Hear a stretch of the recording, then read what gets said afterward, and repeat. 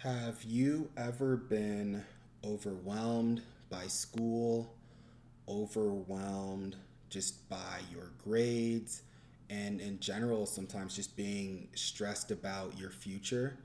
So, in today's video, we're going to talk about different strategies, different things that you can do to learn how to trust God in school so that you can get help with letting go of that fear and that anxiety. And so, if you've ever, struggled with stress, this video is definitely for you. And so, if you guys are new to the channel, my name is Akene, and I recently graduated from dental school, and so I, started working as a dentist. And so, but during dental school, during college, during my post-bac program, I oftentimes struggled with that stress and that anxiety of studying for exams, of going to school, and just not really knowing what was going to happen, and constantly just being worried about failing exams or doing poorly in classes. And so that's why I just wanted to make this video to help anybody who's also struggling with that anxiety and with that that stress that comes from being a student and having lofty goals for yourself and for your future. And so I want to start by talking about the reason why anxiety for students is so common. And so, one of the things that can cause this is just this pressure to succeed, whether this is pressure from teachers, whether this is pressure from your parents, pressure from siblings, to just feel like you constantly have to set the bar, like you have to constantly outdo yourself, or you have to be better than the person who came before you. And this can cause a lot of stress because whenever you have an exam and you do worse than you expected, this comes with an overwhelming feeling of guilt and shame. And the way that one of my pastors put it, or my pastor put it, is he said, ultimately, shame comes from the devil. That feeling of shame, that feeling of you're not good enough comes from the devil. And so when you're putting so much pressure on yourself to succeed, to try to please your parents, and you end up feeling like you're not living up to expectations, you can start to feel like a failure.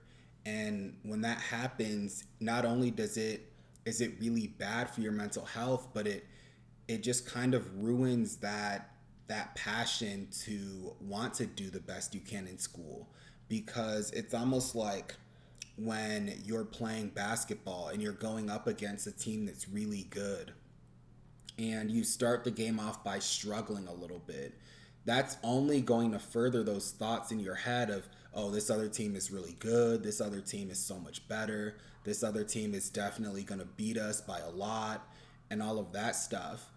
But when you can learn to remove that pressure and you can learn to focus on wanting to do well in school for yourself, that's what really ends up being the game changer. Because now, if let's say you do have an exam and you end up not doing as well as you would have hoped, or you end up not doing as well as you would have thought in a certain class, now you don't internalize that so much to mean, oh, well, I'm a failure, or oh, like I'm not good at this or not good at that.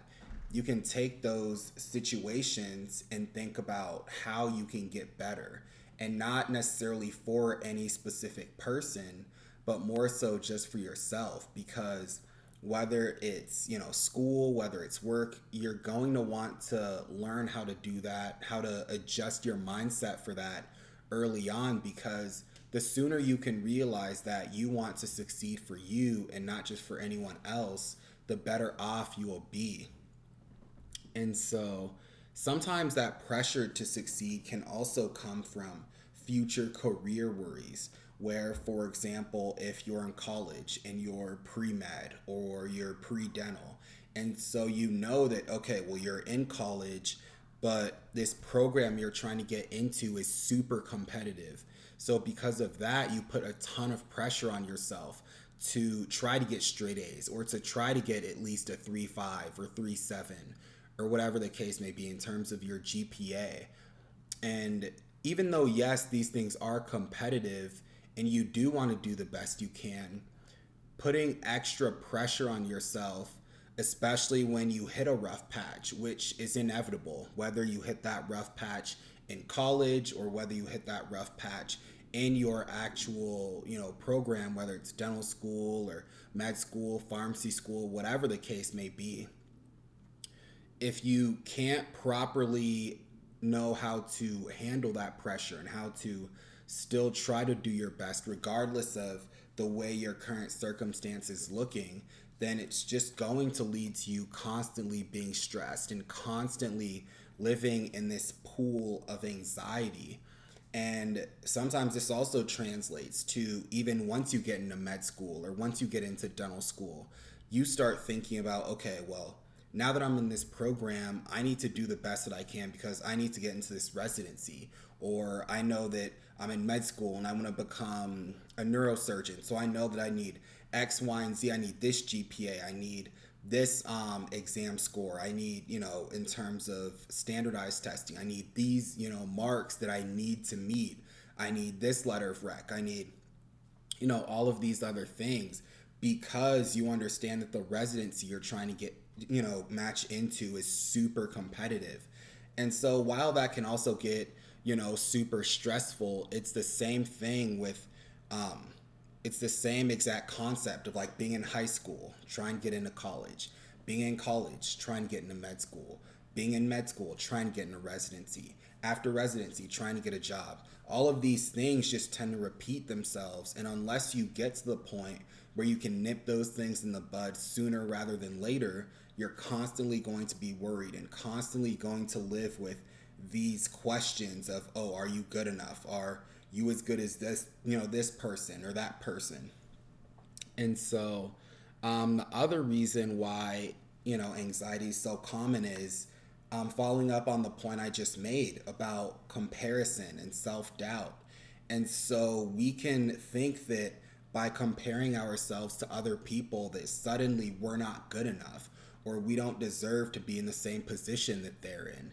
And this happened to me when I started dental school, because I looked around and I was like, wait a second, I'm looking at, the average DAT score that they showed us during orientation. I'm looking at the average GPA of my class and I'm going, holy cow, like these guys are super smart and I don't know if I can measure up to that. I don't know if I can live up to that.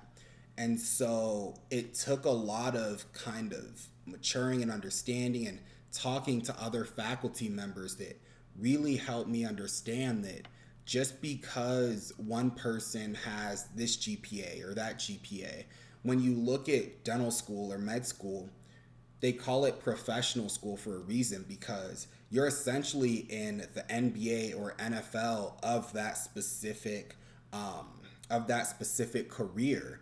And so of course you're looking at people who might have been the best candidate at their school, the best candidate at their school, and all of those things. Just like how in the NBA, you're looking at, some of these guys from Europe who might have been the best in their country. Like you look at Luka, or you look at some of these guys who came from Europe and are just killing it right now and they're balling. And you're looking at certain guys from, the West Coast, certain guys from the East Coast that were at the top of their game and where they went. But now it's just a pool of all of these guys who are extremely talented in dental school, med school, your MBA program, all that stuff. It's all the same concept. It's all the same thing. Whereas, you have the best of the best, and it can get easy in that situation to have your ego hit so hard that you think, oh, just because I was the best in my school, in my high school or my college, how come I'm not the best in this dental school or med school? And you definitely get humbled, but the key is you have to learn the importance of not comparing yourself to other people, not looking at one person and going, oh, well, this person is so smart and this person has all these qualifications and this person got their MBA before they even went to dental school, or this person's also a PhD and I'm not. And because it gets so easy to look at all of those things, it only causes more anxiety, because the more you compare yourself to others, the more you tend to doubt yourself and what you can do. And so, not to get too far off topic, but at the same time, it's like with dating, it's the same exact topic where it's or same thing where you can look around at other people and go, oh, how come this person's in a relationship? How come this person is married and I'm not? And it's like the more that you start to look at what other people have, what other people are doing, you start to judge yourself harder and you start to go, oh, well, if this person's in a relationship and I've been single for the last few years, maybe I'm just not meant to find somebody. And you can do the same thing with school, where if you start, especially once school started, if you get, an 82 on an exam, but the average was an 89, you instantly might start thinking that you're worse than everybody else. And that's why I always recommend that people try not to look at the averages, try not to compare exam scores, because ultimately you should be competing against yourself. When you take an exam, you should be thinking about, okay, if I got this score on an exam, what can I do in the future to improve on that? What can I do in the future to get better? And not so much of, oh, well, I did worse than this person, and so how can I do better than this person the next time? It's more so just about constantly trying to make improvements to improve for yourself. And so there is, in terms of, another thing that can cause that struggle, with anxiety in school is a legit fear of failure.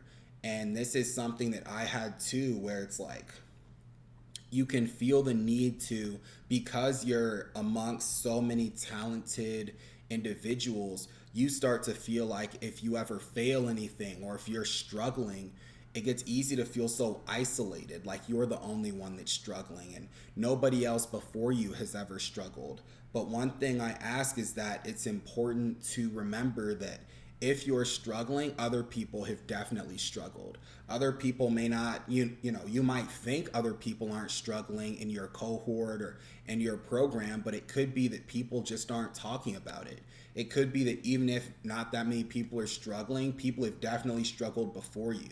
And so instead of comparing yourself to other people and being so afraid and embarrassed of your failure, really just owning up to it and being transparent and being open to talking with other people and seeing, okay, well, if I'm struggling in this, maybe this one person has a tip that can help me. Maybe I'm studying wrong. Maybe I can talk to people who are doing well in a certain class and get tips from them and see how they're studying.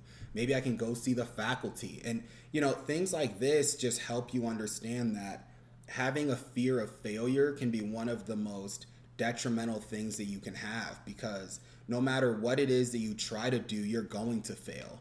In dental school, there were plenty of things that I failed and had to retake and had to redo, whether it was practicals, whether it was things like that. But at the end of the day, you have to learn from your failure and to not be a victim of it. Because when you learn from your failure, you put yourself in position to make sure that you're constantly improving. Because it gets easy to just fail something one time and go, oh, well, I'm not good at this. Oh, well, see, this thing isn't for me. But when you look at the grand picture, when you look at the bigger picture, you ask yourself, well, how many game winners has LeBron missed in his career? How many game winners has a guy like Steph Curry missed in his career? And when you look at all of those things, you start to realize that, okay, just because they missed a game-winning shot or they made a mistake, they kept going. They learned from it. When Kobe, God rest his soul, there was the game against, I think it was Miami. I think it was Miami or someone, but he had missed the game-winning shot, and so he stayed after the game and put up a ton of shots from the same exact spot because he wasn't so worried on, oh, why did I miss that shot? I shouldn't have missed it. I'm not that good.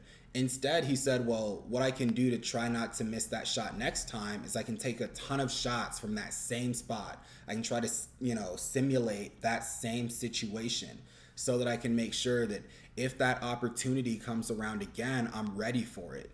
And so that's the way that we need to look at grades. That's the way we need to look at, courses. If we fail a course, if we fail an exam, instead of beating yourself up and getting really down on yourself and doubting yourself, take a few minutes and, okay, even though you might be upset in the moment, take a few minutes, regroup, recover, and then go, okay, now I'm ready to look at this and try to figure out what exactly caused me to fail, what I did wrong, so that I can correct it moving forward.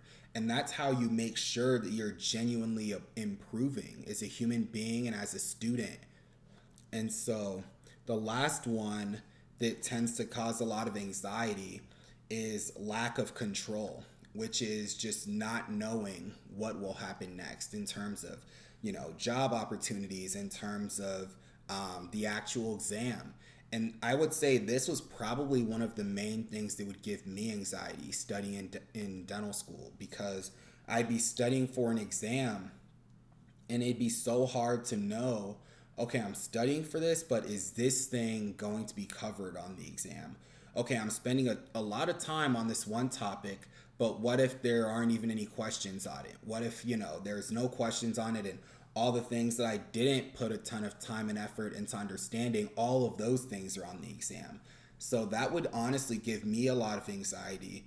But the way that I learned to cope with that is I learned to, instead of spending a lot of time on one particular area, I learned to try to look at everything at least once or twice. So if that means, if you're going through a PowerPoint, instead of spending 10 minutes trying to understand a concept on a slide, try to make sure you get through all the slides, so you look at everything at least once or twice. And once you're at least familiar with everything, at that point, now you can go back and say, okay, well, there's this one topic actually, or there's three topics that I actually wanted to look more into, that I actually wanted to research a little bit more so I could try to understand.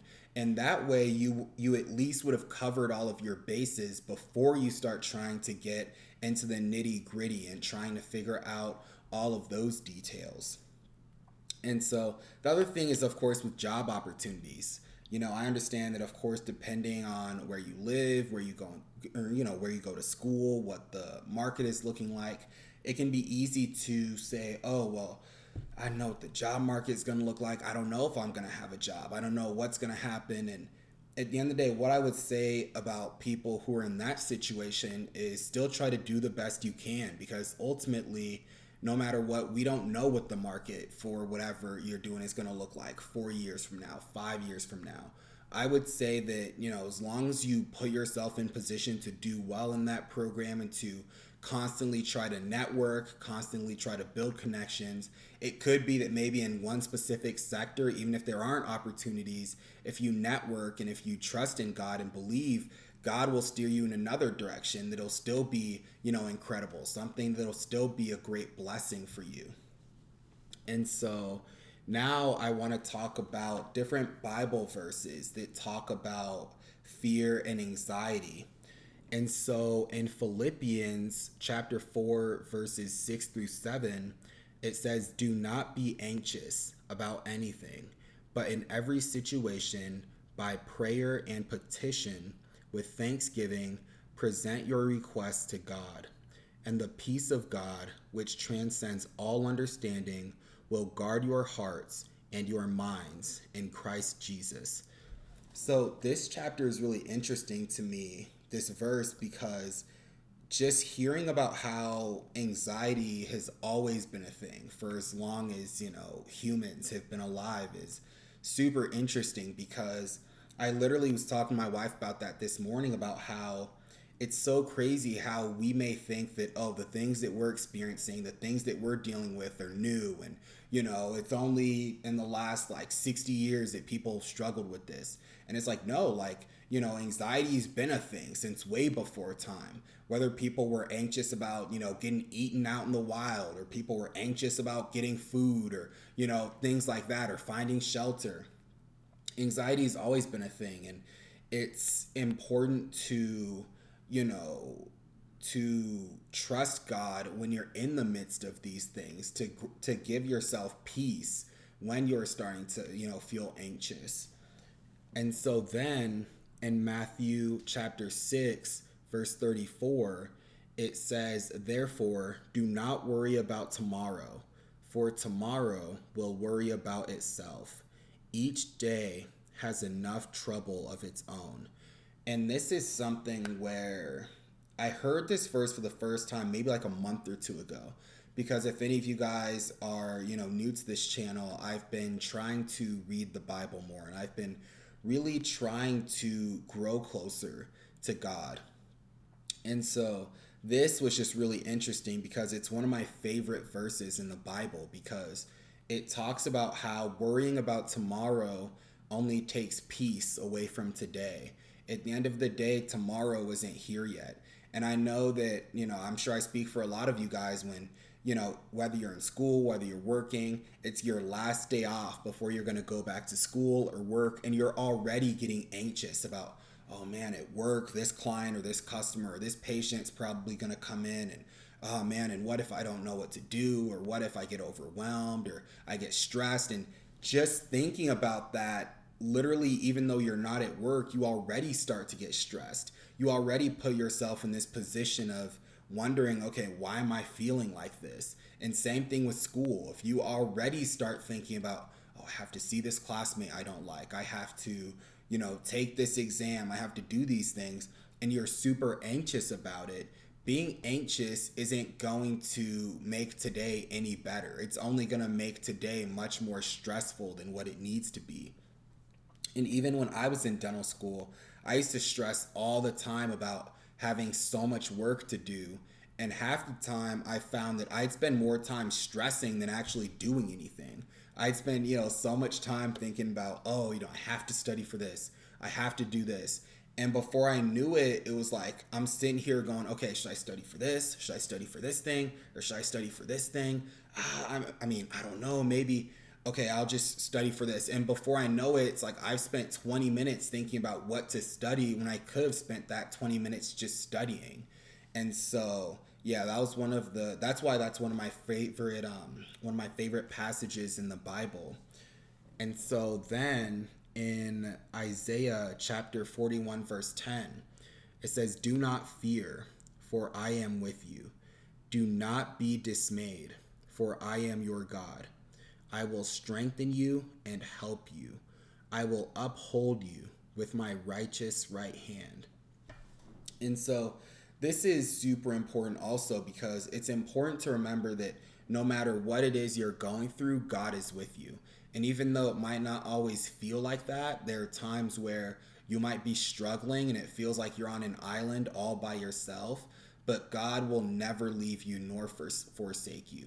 And I'm reading this book called Purpose Driven Life, and I forgot who it's by, but I was reading yesterday that in this one part of the Bible, he's talking about how when it feels like God is so far away from you, and it feels like God is nowhere to be found, really God is just testing your faith. He's testing to see that, okay, will you still pray? Will you still trust him even though there are times that it feels like he's not listening or he's not there? And the same thing, it's almost like a friendship. It's like, are you going to have the trust to be there for your friend when you feel like, things aren't necessarily great for him? Or, I forgot the other analogy I was thinking of the other day, but it's pretty much the same thing, where it's like, it's almost like how a friend will test you when things get rocky or things get rough. It's like, will you still be there for them? And so that's why I really like that verse in the Bible as well, because ultimately, at the end of the day, God doesn't want us to be controlled by fear, because God is always with us. So God just wants us to trust and have faith that he's with us no matter what. And so there are different ways to, trust God to overcome school anxiety and to help whenever you're feeling anxious and overwhelmed with things that you have going on.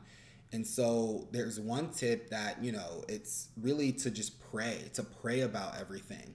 Like I mentioned, to pray and to trust God, and to, when you pray, I saw this sermon by Pastor Philip Anthony Mitchell. When you pray about things that you're worried about, you really have to give those worries to God, because it doesn't do you much good if you pray about things and you're praying all the time, but then you're still holding those things so near and dear. You're still holding those things so tight. When you pray, what you need to do is really just trust that as soon as you pray about something, it's in God's hands. As soon as you pray about an exam, you trust that God's got it. And the analogy that Pastor Philip Anthony Mitchell gave, it's almost like you drop something like right in front of God and you pray about it, but then 2 seconds later you pick it back up because you start worrying about it again. And it's like, no, like the analogy that I thought about is it's almost like if you've ever done DoorDash. When you deliver someone's order to them, you leave. There is no, you don't like deliver the order and then in 20 minutes go back and, and pick it back up. It's like, no, right? As soon as you've delivered that order, you've confirmed you've delivered it, it's out of your hands and now you're on to the next one. And so that's the way that I've treated my prayer life when it comes to worries, is I pray about it and then I leave it up to God and I forget about it. And the other tip is study with peace and not panic. And what I mean by this is learn to trust that you're going to do your best and that's going to be more than good enough. Because studying when you're panicked and you're frazzled isn't as useful as studying when you're in a much more calm headspace. And so then the other thing that's important is to replace fear with faith. And it's kind of like what I talked about in that analogy with, it's like you pray about something, but then you still pick it up because we want to hold our worries so near and dear to our heart, but then we want to trust God at the same time. And it's like we can't play both sides of being super stressed out about something, but then trusting God at the same time. Because once we give those worries, once we give those concerns up to God, that's something that we've got to leave alone now, knowing that it's out of our hands. And so the other tip is to seek God before success, because so oftentimes, in life, it becomes easy to make your grades or your success in school your idol, where you start to think that this is strictly who you are. And if it has nothing to do with, achievements in terms of grades or anything else, we instantly start thinking that, because, I get straight A's or I have a perfect GPA, now all of a sudden it's like I'm this amazing, intelligent person. And that's where things can get very dangerous, when we start to make achievements or our GPA an idol, because we start to see ourselves strictly as that person. And it's almost like when you hear about how people in high school, after high school, they have a harsh reality check because they could have been prom queen, or prom king, prom queen. They could have been captain of the varsity basketball team, captain of the varsity football team. But then after you graduate and you're into the real world, nobody cares about that stuff anymore. And so while this person might have made those status things an idol of thinking that they were so amazing because they were, the best player on their team or whatever, now all of a sudden they get humbled very quickly because they made those past achievements their idol. And they use that as an excuse to think they were better than everybody else. And so the same thing can happen with your grades. And that's why a lot of people get so humbled when they start dental school, when they start med school or whatever, because they thought that, because, they had a perfect GPA in college, they thought it was just automatically going to translate to dental school. And when it doesn't translate, when they start struggling, now they go into this identity crisis mode of not truly knowing who they are, because they've attached their whole identity, their whole persona to having a perfect GPA, to being this student who's always on top of everything, always, never falling behind in class and all of that stuff. And so the other tip that's important is to take breaks and to rest in God's presence. And so oftentimes when we're stressed out, this can come from, overworking and not properly resting. And what I mean by not properly resting is you're overworking yourself. You're constantly working hard, telling yourself you need to do and accomplish all of these things. But at the same time, when you're actually resting, you're not resting. And this is like what I talked about earlier with how you're resting, but you're not resting because you're stressed about what else you have to do, or you're stressed about what else is going to happen and all of these things that you can't control. But when you get to that point of, learning how to properly rest. And I'm not saying rest as in like go on social media, for hours, or, just scroll social media. I'm saying, when you learn to truly rest, which means whether that means spending time with your dog, spending time with your cat, spending time with family or friends, and just being truly present, whether that means taking a break and grabbing coffee with a friend, or just getting some fresh air outside, or maybe reading part of a book, but learning how to rest intentionally, where you can do things that will truly take your mind off of school, is really where you start to see, things change a lot. And so the other thing that's super important is surrounding yourself with encouraging people, surrounding yourself with people who are going to encourage you and uplift you, people who won't judge you if you're doing badly, people who won't shrug or judge you if you have an off week or you do poorly on an exam. It's important to have people who will set a standard for you and know that you can achieve it, but at the same time not put so much pressure and judgment on you if you end up not achieving those things or falling short of those things. And so, really, at the end of the day, what I want to say is that, your worth never comes from your grades, because your worth comes from who you are in Christ. And at the end of the day, it's important to trust God with everything that's going on in your life, with every challenge, because at the end of the day, God gives his greatest battles to his strongest soldiers. And so while you may be in a period, whether it's school or work, where you might think that what you're going through is too much for you to make it through, I would just recommend that you continue to trust God, because God wouldn't put you in that position, whether it's school, whether it's, grad school, whatever. God wouldn't put you in that position if he didn't know that you could make it through it. And I had to remember that, all throughout dental school as well. When I started to go through periods of self-doubt, I had to remember that I didn't make it to dental school on accident. And I knew that I was there for a purpose, and I knew that I was going to make it through. Because if that wasn't the case, I would have never gotten in to begin with. And so at the end of the day, it's, what it comes down to is your grades don't define you, but your faith in God is everything. And so as long as you continue to have faith in God, God will lead you in the direction that he wants you to go. And so I hope that this video helped you guys. I hope that you guys found great value from this video. If you guys stayed through the entire video, I really appreciate you guys. Please like, comment, subscribe, and let me know what you guys' favorite tip was in this video. And I'll talk to all of you guys in the next one.